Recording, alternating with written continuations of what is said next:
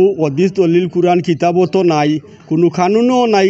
এক ইনসানে আর এক ইনসানের রাস্তা বন্ধ করতো। ওই রাস্তাটা তারা দূর করে বন্ধ করেছে। আমরা হারিয়ান না কোনটা করতাম, আপনার প্রশাসনের কাছে আমরা সাহায্য চাই। আর সিলেটের গোলাপগঞ্জে বাতেপাশা ইউনিয়নের উত্তর আলমপুর লম্বাহাটি গ্রামের ৩৫ থেকে ৪০টি পরিবারের প্রায় ১৫০ থেকে ২০০ বছর আগের পুরনো একমাত্র ইজমালি রাস্তার উপর বাথরুমের টাঙ্কি নির্মাণ করার প্রতিবাদে মানববন্ধন অনুষ্ঠিত হয়েছে। বৃহস্পতিবার সকালে ভুক্তভোগী পরিবারগুলো এ মানববন্ধন করে। জানা যায়, গত ২৬ নভেম্বর সকালে ৬০০ ফুট দৈর্ঘ্য ও ১২ ফুট প্রস্থের এই রাস্তাটি একই গ্রামের প্রতিবেশী মানিক মিয়া ছেলে বাদেপাশা ইউনিয়নের ৬ নং ওয়ার্ড আওয়ামী লীগের সাধারণ সম্পাদক মিনহাজ উদ্দিন গংরা বন্ধ করে বাথরুমের টাঙ্কি নির্মাণ করেন, যা নিয়ে উপজেলা জুড়ে তোলপাড় চলছে।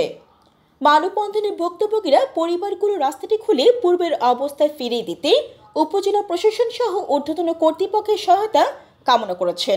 ২০০ বছর আগের রাস্তা, ওই রাস্তাটা তারা বন্ধ দূর করে বন্ধ করেছে। আমরা হারিয়ান না কোনটা করতাম, আপনার প্রশাসনের কাছে আমরা সাহায্য চাই। আর আল্লাহ বাস্তে আমরা সাহায্য করব। কোনো অদিস দলিল কুরআন কিতাবও তো নাই, কোনো কানুনও নাই। এক ইনসানে আর এক ইনসানের রাস্তা বন্ধ করতো। হুরুতা স্কুলে ইটা ভাড়া না, আগন মাইয়া দান বন্ধ এমনি মকিয়া যার জহরিয়া দান ফান খাটিয়া লইয়া ইটা ভাড়া না বাড়িয়ে করে। এর বাদে গরু বাছুর মানুষ টানুষ খেয়েও বার হইতে পারেন না। ওই এক রাস্তা ছাড়া দ্বিতীয় কোনো রাস্তা নাই। আওয়ামী লীগের লিডার হইল কি মিনাজার আর সালে আহমদ, ও দুইটা হইলা কি আপনার তারা আওয়ামী লীগের লিডার। আমরা বহুত পুরানা রাস্তা, আপনারা কাছে অনুরোধ চাই, আর প্রশাসনের কাছে অনুরোধ চাই, আর আমরা রাস্তা কাছে ক্লিয়ার চাই।